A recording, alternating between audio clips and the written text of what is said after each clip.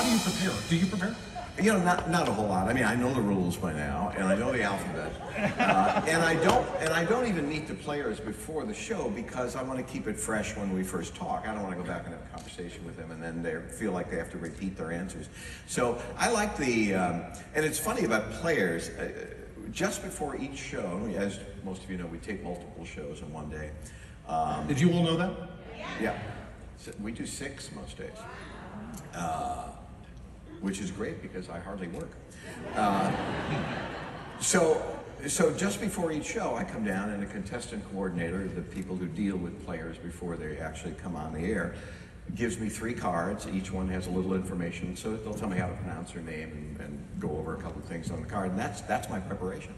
But sometimes I'll say, you got to be careful. Player number 2 is really shy, and during rehearsal having trouble getting them to speak up and all that.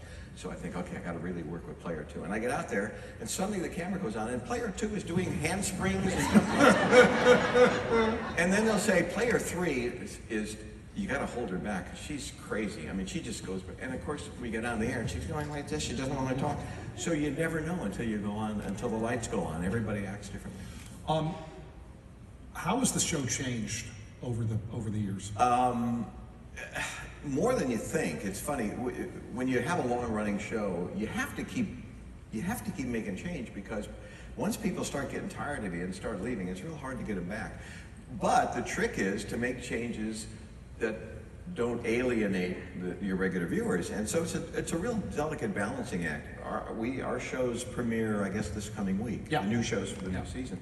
And there are a lot of changes this year. The set's a little different. You guys are going to like the changes. We just taped a Disney week last week. You guys. Yeah, I think you will. But you know, change is hard for people to absorb, and it takes a while to get used to a new set. We brought back old music. You know the Wheel of Fortune thing. Da, da, da, da, da, da, da. That's what people think of the Wheel of Fortune thing. We haven't had that theme in 20 years. We had a new theme that no one could hum. And I defy you to say what it is. But we managed to buy back the old one, so that's coming back. The set looks a little different. I think you'll like it. And a couple of minor changes in the. I'm going to give you a little preview of a change. No one knows this yet. I don't give the wheel a final spin anymore. Which I think is it's so cool. I saw it when we taped last week. Yeah, and I've always hated the final spin because I'm the host. I shouldn't be insinuating myself in the game, and sometimes what I land on affects who's going to win and who's going to lose. I've always hated it. We've always looked for a way around it, and the solution was so simple. Basically, whoever's turn it is, when that sound goes off saying we're running short of time, I say you're controlling the wheel. You'll give it the final spin. So a player spins it now, and besides. At my age, I don't have to bend over anymore. Let's talk about the family a little bit because there's a next generation Sajak who we were talking about it before. You know, I've had the privilege to watch become an extraordinary young woman. This is part of the show now. We have Leslie and I. Leslie's in here somewhere. Mrs. Sajak is here somewhere, I believe. Yeah, I don't want to embarrass her because she's too beautiful. Just subtly, where are you, Leslie? She was here. Oh, there she is. Oh, she's hiding in the corner over there. There she is.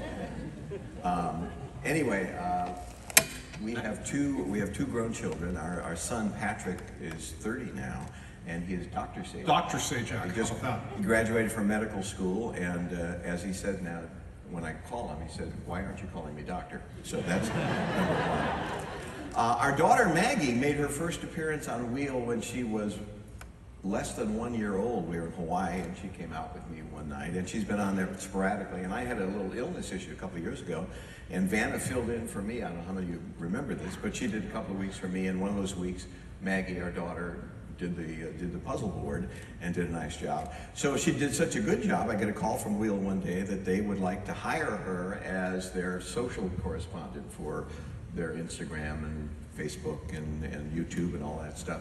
So she's just begun that, and she's doing a lot of stuff. So if you go online, you'll see a lot of and she does a lot of behind the scenes stuff. She gave our viewers a tour of my dressing room, very exciting. We have some celebrity shows coming up, and she's interviewed all the celebrities after the show. So she enjoys doing it, but she's great. I said our son's a doctor, our daughter is going to law school, so we're going to have a doctor and a lawyer. They can sue each other. But she's great. I mean, she graduated from Princeton, and she did a back program at Columbia, and now she's going to Georgetown Law School, and she's doing this wheel thing. So we're very proud of her. So of course, for me, the second I heard that Wheel asked Maggie to do this, I call him. I go, I'm begging you, please let me make her deal. Please let me make her deal. No, they wouldn't. No, sorry. I tried. How long have you and Vanna been secretly married? Who? Didn't I just introduce my wife? Early on, we got that question a lot, not so much anymore, but we've not been secretly married. Actually, it's been a great relationship because she's a little like me in that she takes the show seriously, she takes her job seriously, but she doesn't take herself too seriously. And sometimes I shudder when I think about who they could have hired and who have gotten their big heads over their success. I mean, when the show back in the 80s and 90s, I mean, Vanna was on the cover of everything, and she, when you ask her what she does for a living, she doesn't say, well, I'm a performer and I'd like to direct one day. She says, hey, I touch letters and they light up. So how can you beat that? And so that's been great because it's been a really good relationship. We don't see a ton of each other outside. Leslie and I and Van and her boyfriend. Sounds odd for an older woman, but boyfriend.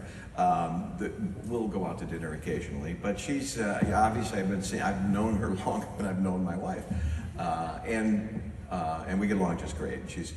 She's fun to work with. She's a terrific woman. Yeah. Why is the show successful?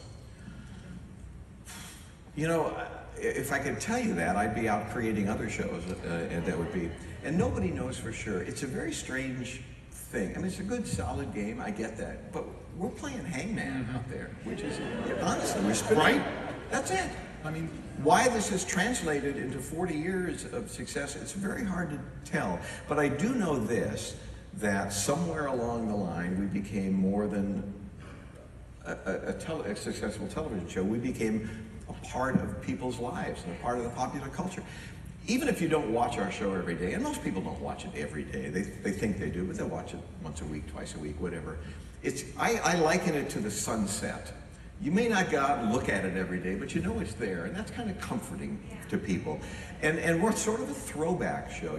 Television, entertainment in general has gotten pretty dark and pretty mean and pretty nasty. And I'm not putting down, some of these shows are real good, these dramas that are on Netflix and all that, but they're really dark.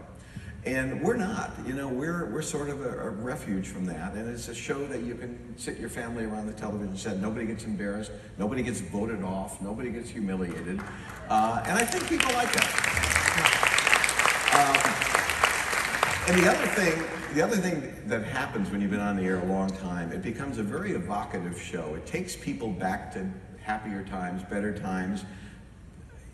Almost every day someone will come up to me, often with tears in their eyes, and say, I just lost my grandma, but I used to sit and watch the show with her growing up, and now I'm watching it with my kids, and I'm very proud of that. I think that's the thing I like most now, that we've connected with people, and no one intended this. I mean, we intended to be a successful show and make a lot of money and go home.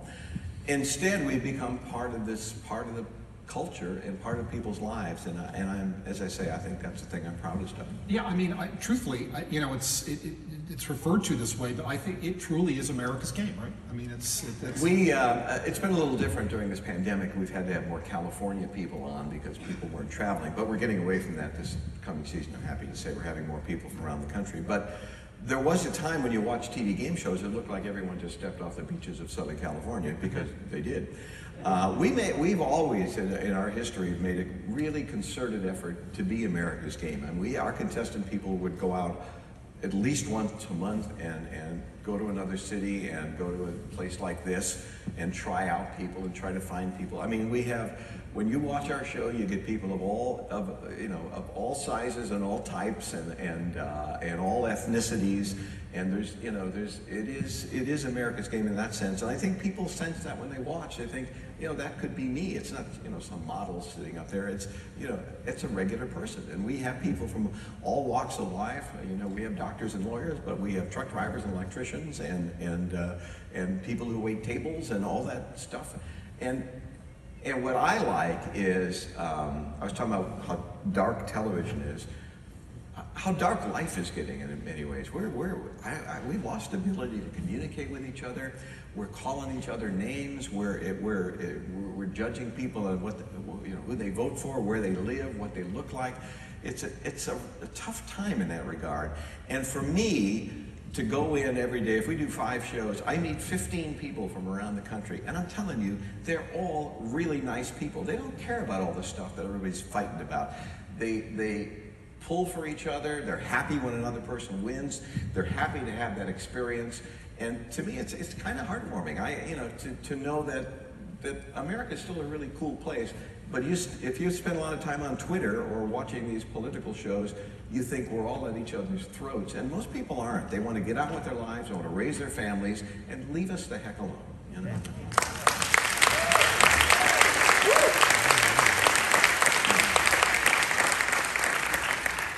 Anybody who knows you as well as I do know that you are one of the warmest people on the planet. It's always a contest whether you or Mrs. Sajak are the warmer of the two. Well, I am a little warmer than my wife, but not much. We have Tony is pulling my leg just so that thing will come down. I wouldn't call it a fight, the only contentious part of our marriage is that one day I made a claim that I was warmer than my wife, and of course that's not true. But she was appalled that I would even think that for a moment. And you don't think I'm terribly warm. Don't I seem warm to you? Maybe you know the unwarm side. Well, we're guys and we sit around. Yeah. Guys. There's a method to what we're doing because we're leading up to like some exciting news that's coming. You guys are going to get to hear something first and see something that's really He's cool. taking over the show. And you get to take over artist relations at Disney. It's like, talk about when things go wrong on the show. Well, they do occasionally. We're a pretty well-oiled machine. We're talking about doing 6 shows, as we often do, and you think, my, what a long day. But honestly, we start about noon, and by 6 o'clock, 6 hours later, we've done 6 shows. And lunch. And lunch in there. Because our people know what they're doing. I mean, they technically it's as I say, a well-oiled machine. But still, things go wrong. Technically, a letter will burn out or a light will go or something, and then sometimes our players will get us in a little bit of a bind, or we mishear a letter, a solve, and we have to go back and fix it. So it happens from time to time, but not all that often. Yeah.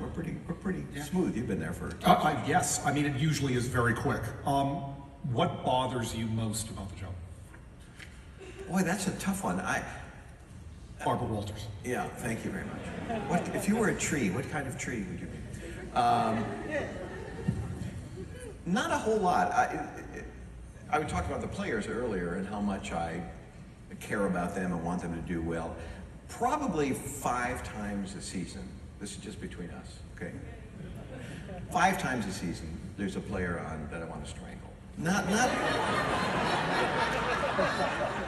enough to kill them, but maybe to have them lose consciousness. Honey, this is my warm side. And I'll tell you what kind of player that is. And I don't mean a player who makes mistakes, because it happens to all of us. If I were up there, I'd be screwing up too. But every now and then you get someone who is there for the wrong reason. They want to be a hoot and show to their friends that they're on the show, and they want to be performers, and they're not much interested in the game. They're interested in showing how clever they are. And I don't like that, and so I always root against them, and they always end up winning, which really annoys the heck out of me. I've learned every now and then you get a player you really like, there's a real connection there, and you really want them to do well, and inevitably then nothing happens for them. So I try not to root for anybody or against anybody. But as I say, 3, 4, 5 times a year, there's someone that if there were an ejection seat, I would have them.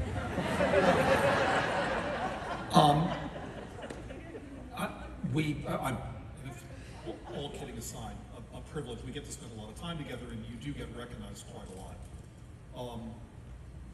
And I did ask your permission for you to tell this story, because it is my favorite story about you in public. I think it was. Oh, a ball game? Was it Nationals ball? Yeah. So my son is a big baseball fan, as am I. Baseball and hockey are the family sports, and by the way, in Florida's had some. I mean, you got the Lightning, and you got the Bucks, and you got the Rays, who are amazing.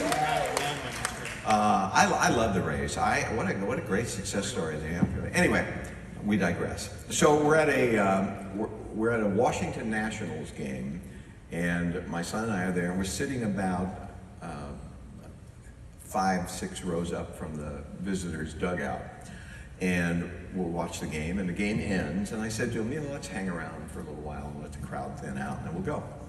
So we're standing there, and when you've been in this business for a while, you learn, you peripherally, you can see when someone's approaching you, who, your mic went out, I think. Or you're gonna do a song. Feelings. I've heard him sing, trust me, you don't want to do something.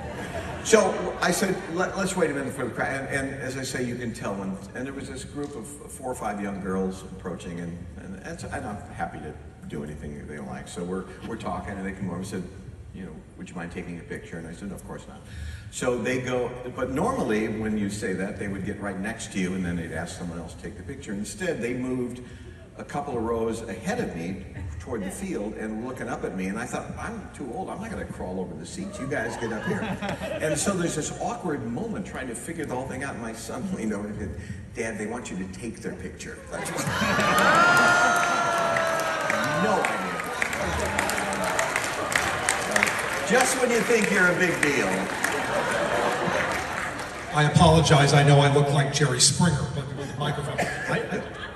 They may have turned it off for a reason, I'm not sure. But, so, you've done some acting. You've done a couple of plays. I think one's on the books for next summer again. Yeah, I have. I have a dear friend who lives out in Hawaii. I was in Vietnam for a couple of years, and in the Army, and I made a good friend back then, and he 50 years later, he's still a close friend. He's a newscaster out in Hawaii. And years ago we said, and he's an actor, and he writes plays and everything, and we bemoaned the fact that we never had a chance to work together. He said, well, let's do a play together. So some years ago, almost 20 now, we did Odd Couple together. And since then, every 2 or 3 years, I go over there, and we've done it in other cities, but usually I go to Hawaii, because first of all, if you stink in Hawaii, who cares? And I love doing it. It's a fun exercise. Actually, we're doing, next summer, we're doing Sunshine Boys. I'm old enough to do that now. And the best part is, I get to go to Hawaii to see it, so it's part of my job. Yeah. Tony's been a loyal, well, so I've done, can I talk about? Well, I was going to say, the other thing you've done that was really cool. So I have another friend who is a world-renowned conductor of orchestras. And again, I've known him for 40 plus years. And same thing, gee, we never get to work together, you're a conductor, a host, how can we ever work together? So he went out and he had a composer friend of his record an orchestral accompaniment to the Casey at the Bat famous poem. Everybody know Casey at the Bat is fantastic. It looked extremely rocky for the Mudville Nine when they were. So here, it's a great piece. It's about 8 minutes long, and so I would go out with orchestras. I did it with the Dallas Symphony, with the Florida Symphony, several other orchestras around the country, and I would do Casey at the Bat. And then later on in the program, I would conduct a number, and you have pretty standard stuff, Stars and Stripes, the William Tell Overture, and all that stuff. And I have a sense of rhythm, and it works real well. And I got to tell you, by the way, the greatest high in the world you can have, trust me, is to stand on the stage, drop the baton, and 80 world-class musicians do this wall of sound at you. Feel like God. And I understand why conductors are all megalomaniacs. So anyway, we're doing a show one day in Southern California, and I'm at the Pacific Symphony, I guess. And same thing, I'm going to do this, and I'm going to conduct. And Martin Short, the comedian, was there doing a bit. He does a character called Jiminy Glick, who interviews celebrities. And so we're going to do a bit there. So Tony's going to come see the show. So I leave tickets for Tony and Leslie, my wife, and we did 2 shows in 2 nights. The first night you weren't there. Second night Tony comes, and so the show's over and they come backstage, and I say to Tony, as I always say when I said, I hope the seats were good, and you said, no. They put him in like the back row. So you folks back there, raise your hands. Yeah, that's about where we were. And I felt terrible about that, and you've never let me forget it. I said, and never will. No. So this is timed perfectly because we're going to make the big exciting announcement of something really cool. You guys are going to be the first to hear it. And then we're going to take some questions from the audience, and then we're going to lunch because I'm starving. Okay. By the way, it would help if all the questions were multiple choice. So you got a phone call from a legendary Hollywood casting director a few months ago about a fantastic new project that was, this person has a long storied career in casting. Yeah. It was me. Yeah. So guys, premiering on Disney Plus on October 8th is a brand new special. You're gonna love this. You'll get it from the second you hear the name. It's called Muppets Haunted Mansion. Yeah! And I had the privilege, seriously, all kidding aside, I had the privilege of casting it. I also lead all the talent issues for the Muppets as part of my job. And it's an amazing cast. We've released none of the cast. We haven't announced any of it. But I'm happy to tell you today that Mr. Sajak is in the cast. And you are going to be the first people in the world to see an image of him in the movie. I haven't seen it either. Right now, if they'll put it up on the screen.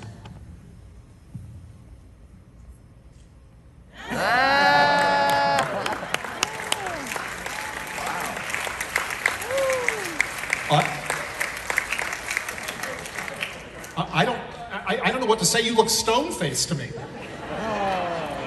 Thank you very much. I've been waiting for a month to say that. By the way, that's the extent of my performance. It's a very small but unpivotal role. So, guys, please make sure that you watch it on Disney Plus. I've seen the movie; it is terrific. It's got an all-star cast. You'll see on social media we're announcing the rest of the cast, but wanted you guys to have the first word. It was great fun. I used to gripe to Tony, sort of half joking. I said, "How come I haven't been in a Disney project? Why haven't I been in?" I finally bugged him so much he made me a bust. Can we answer some questions for you nice folks? Has anybody got something? Hold on, someone's going to grab the microphone. And if you would say your name first, where you're from, and your Visa card number.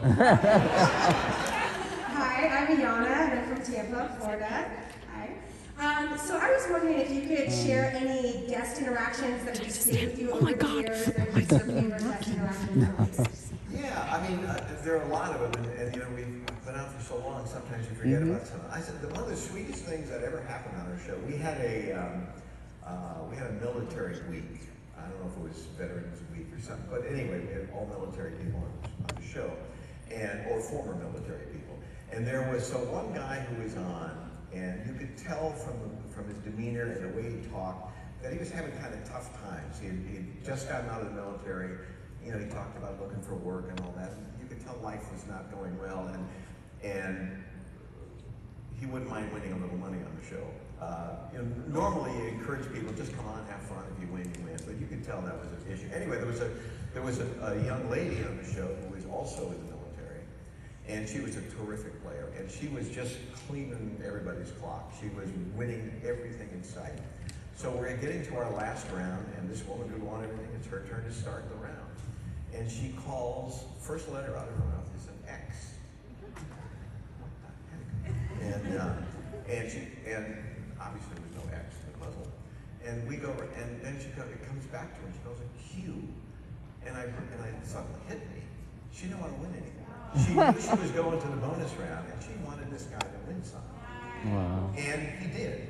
He won, not a ton, he won $4,000 or $5,000, but for him, it was manna from heaven. And so we go to commercial, and we go over to get ready at the bonus round with this young lady, and I said, you blew that round. Off camera. I wouldn't want to embarrass you on the air. I said, you blew that round. He said, yeah, I had enough, you know. And I thought, I mean, I talked earlier about what a great country this is and filled with great people, and there's an example. Thanks very much.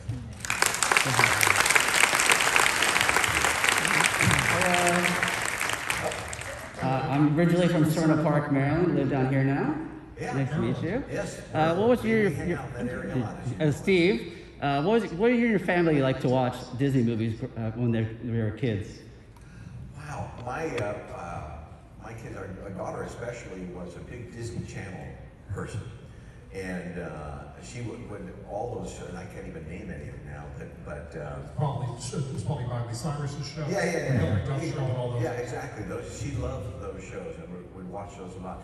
We were lucky enough to That's okay. we were lucky enough to get invited to Disney premieres, and that's always really exciting to go to a Toy Story premiere, you know, and walk on the red carpet with your 3-year-old. Have you been invited to any recently? No, but am I invited to the Muppet premiere? I'm in the darn thing. I think so. Later on the back. But yeah, I mean, we've been a Disney family all our lives, and so yeah, that was that. Who else? We're jumping over here. I think we're going left to right. Okay. Really should have come Hello, first. so I'm Megan. I'm from Long Island. I just moved to Orlando 2 years ago. For the final bonus round, why do you choose the letters R, S, T, L, N, E? We do that because they are statistically the most common letters in the alphabet. And when we first started doing the bonus round, years ago there wasn't even a bonus round. We started doing it, and people would choose letters. They would inevitably choose those letters. So it kind of got a little boring and repetitive. And also because everyone was choosing those letters, it would be easy for us to sort of rig the puzzle, favorably or unfavorably, by not including a lot of those or including a lot of those. So we decided just to give them those letters to start with, and then force them into picking something a little more exotic. Yeah, hope that makes sense. Yeah. Hey. Hi, I'm Andy. I live here in Florida. I'm also a cast member at Walt Disney World. And my question for you is, with your career, when you said you were like a weather person and up to where you are, can you draw any like inspiration you've like taken from like other talent? Like, have you ever had any inspiration in your life where you looked up to? You know? Yeah, I can do it very specifically. When I was a kid, long before all these late night hosts, long before Jay Leno, long before Johnny Carson, and I was trying to see if folks who would know this name, Jack Parr was the host of The Tonight Show, and I was, I don't know, 12, 13 years old, something like that, and I just thought he was the best, and I loved him, and by the way, I got to know him later in life and became a dear friend, and that was exciting for me, but he made me think I wanted to be in television. I wanted to be in broadcasting in some way. If I ended up as a disc jockey in Cleveland, I would have been happy. So obviously it worked out better than I'd hoped. But early on, it's, you know, while other kids were looking at other careers, a fireman or whatever they want to be, I wanted to be in broadcasting, and a great measure had to do with Jack. I'll tell you that. Thanks for the question. Thank you. Hi. I used to watch with my grandpa, and we would watch and figure out what the contestants were going to buy at the end. I want the dog. And we would always say, time for the dog, time for the dog. The ceramic Dalmatian? Yeah. He had a name. We named him Sheldon because the guy we bought prizes from, sort of the prize broker, his name was Sheldon. And by the way, I have a ceramic Dalmatian at home. It's turning a little yellow, but I do have. And you know, it's funny. People talk about, you're referring to the shopping days. I don't know how many remember that, but years ago, you didn't win money. You won some cash with which you could buy cheesy prizes on there. You know? So, and I know nostalgically, oh, those were fun days. But I'm telling you, trust me, those were the most boring 2 minutes in television. The little circle would appear with the woman's head inside, going, trying to decide whether she wanted the cocktail table or the lamp. It was not exactly riveting television. But at the end, when you had like $100 left, what do you get? So they'd end up with the ceramic Dalmatian. So I guess we'll take a couple more because time is running short. Hi Pat, my name is Lania, and I own There's a Mary Water ballroom dance studios in Clearwater and Tampa, so I'm a ballroom dancer. Oh, good. And it's a pleasure to meet you, sir. And I was wondering if you could talk about your time before being a weatherman, the jobs that you had that were when you were a young man. Yeah, I'll run through it real quick. You know, my go-to job when I couldn't get work in broadcasting, for some reason, was hotel work. I was a front desk clerk in Chicago at the Palmer House, in Washington D.C. at the Madison. Were you warm? No, it wasn't even warm then. And I worked at a Howard Johnson's in Nashville, and I had worked at a couple of little tiny. My first radio job was at a foreign language radio station. I knew a guy who was a broadcaster in Chicago, and he knew I was interested in, and I'd never worked before, and he said, I know this guy at this, and he mentioned this radio station. I grew up in Chicago. I had no idea what this station was he was talking about. As I was driving, and I tried to find it on my dial, I couldn't even find it. It was a 250-watt station. But he said, go in and talk to this guy. They need a rip and read newscaster, which means you go to the teletype machine, you rip off the headlines, and once an hour, for 5 minutes every hour, here's the latest news from Associated Press, and you'd read this stuff. That's what they needed. So I go in, I talk to the guy, has me read, hires me. You're starting tonight at midnight. I work from midnight to 6. He said, when you get here, you'll meet the disc jockey who's on the air at the time. You're going to do the news every hour. That's all he told me. True. I show up that night. The station is locked up tight at like 11:30 at night. There's nobody there. Finally, a car pulls up around 11:45, and a Hispanic fellow gets out. Didn't speak English real well. I'm trying to communicate. I didn't know if he worked there. I didn't know if he was, if he was robbing the place. I didn't know what was going on. I know he thought I was robbing the place. Anyway, so through broken communication, I figured out he was the disc jockey. It turns out he was doing a Spanish radio program from midnight to 6 a.m. He spoke Spanish. They did Spanish commercials. And I did the news in English every hour. And the only way I knew it was time to do the news, he goes, I don't speak Spanish very well, but DC said that, Pat Sajak. I'd hear my name, and then I'd start reading. To this day, I don't know why I did that, or why the guy didn't tell me that I was going to be working on a Spanish program. So those are the exciting times in my early life. And I apologize to the folks in line. I'm told I don't make the rules. One last question. I think we're going back to this side, so I apologize wherever we left. I'm sorry. Hi, I'm Mike, originally from New York. I have a question about, do you ever get frustrated when people don't pick up the hints you're trying to give them? For example, you say that hey, you have $1,000, you could buy a vowel, you spin the wheel. It's funny, we talk about that a lot. It's funny you say that. The most misunderstood strategy on our show is buying vowels. Why do people buy vowels? Trust me, if you don't buy vowels, you're not going to win anything. It's the nature of the beast. It feels like they're throwing away money, but if you got a big puzzle up there, there's a pretty good chance one of those vowels is going to be in there, and if you miss it, so what? It's $250. But instead, they just pick some consonant out of the air, hoping it's going to be there. It makes no sense. It's 1 in 21 with consonants and 1 in 5 with vowels. Anyway, yeah, I do get frustrated because if you listen to me carefully, if players would just listen to what I tell them, they would do fine because I kind of cue them, I emphasize, especially when there's one vowel left and they don't know the puzzle. You know it's in the puzzle. Call the darn you and you'll figure it out.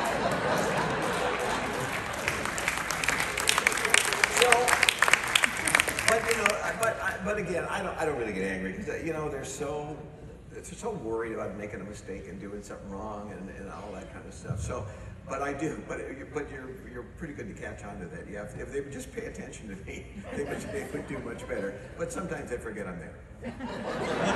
One of my favorite parts of the show is the last 30 seconds where you do a little banter with Vanna, and invariably she shakes her head like, yeah, what's he doing now? Yeah, I know.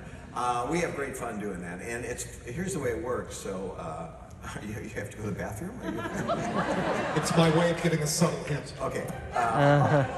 But I do, we talk at the end of the show, maybe 20, 30 seconds, but we never know until the very moment we go on whether we have 20 seconds or we have a minute. And so we try to, people ask if we write that stuff. I said, first of all, it'd be a lot better if we wrote it because obviously we don't.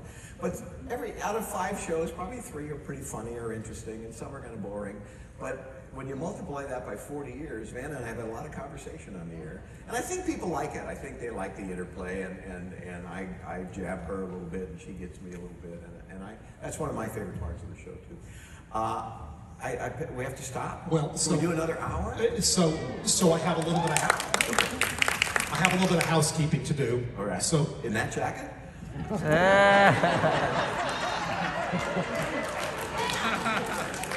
You know, I'm the one who controls if he gets tickets to the park or not. I just want to remind you. Folks, and I really should come to rehearsal. Stephen Amos,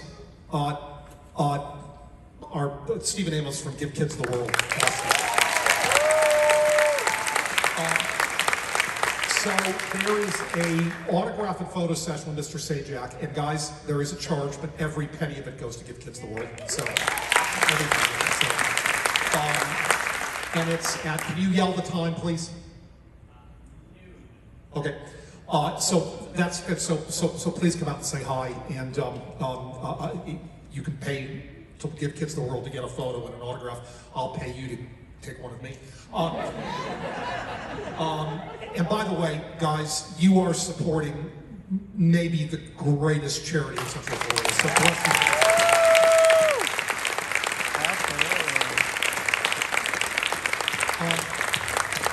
So thank you guys for joining us this morning. As I say every time you and I get to do one of these things, my friendship with you has been the best part of working on Wheel. Back at you.